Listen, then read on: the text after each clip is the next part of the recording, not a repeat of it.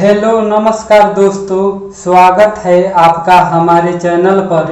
आज हम बहुत ही ज़बरदस्त दर्द भरा सॉन्ग लाए हैं दोस्तों, फुल और फ्री। जी हाँ दोस्तों, इस गाने को कोई भी सिंगर फ्री में गा सकता है दोस्तों।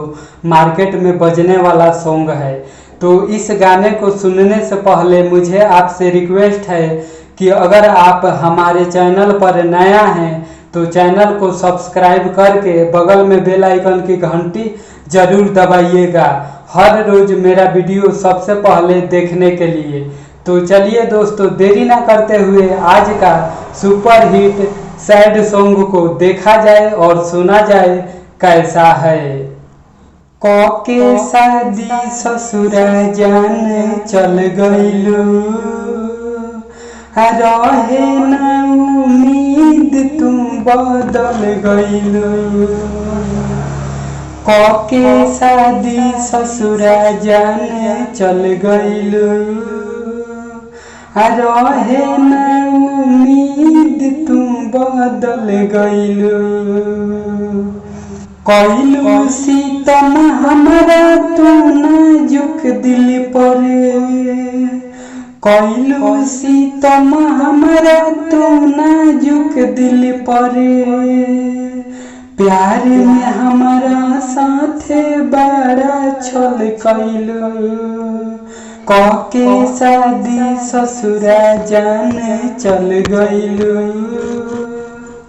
रहे ना उम्मीद तुम बदल गइलू। होली लड़की बेवफा बात को दिहल सही, आपन दिल के दर्द के करा से कहीं। होली लड़की बेवफा बात को दिहल सही, आपन दिल के दर्द के करा से कहीं। गई हम बिखर तुम तो संभल गइलू, रहे न उम्मीद तुम बदल गइलू। के शादी ससुरा जान चल गइलू, रहे न उम्मीद तुम बदल गइलू।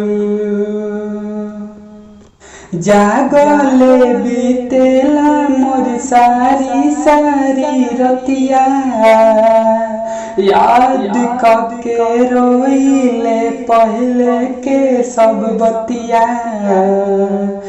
जागले बीतेला मोर सारी सारी रतिया, याद करके रोइले पहले के सब बतिया।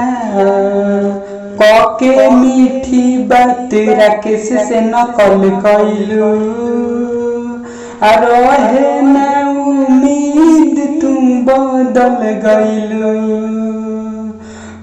के शादी ससुरा जान चल गइलू, रहे न उम्मीद तुम बदल गइलू। के शादी ससुरा जान चल गइलू, रहे न उम्मीद तुम बदल गइलू। तो कैसा लगा दोस्तों मेरा सॉन्ग, आप सब कमेंट करके जरूर बताइएगा। अगर सॉन्ग अच्छा लगा है तो वीडियो को लाइक करना ना भूलिएगा दोस्तों, और चैनल पे पहली बार हैं तो चैनल को भी सब्सक्राइब जरूर कीजिएगा, हर रोज मेरा वीडियो सबसे पहले देखने के लिए। तो मिलते हैं दोस्तों अगले वीडियो में नए हिट गीत के साथ। तब तक के लिए नमस्कार, बाय बाय।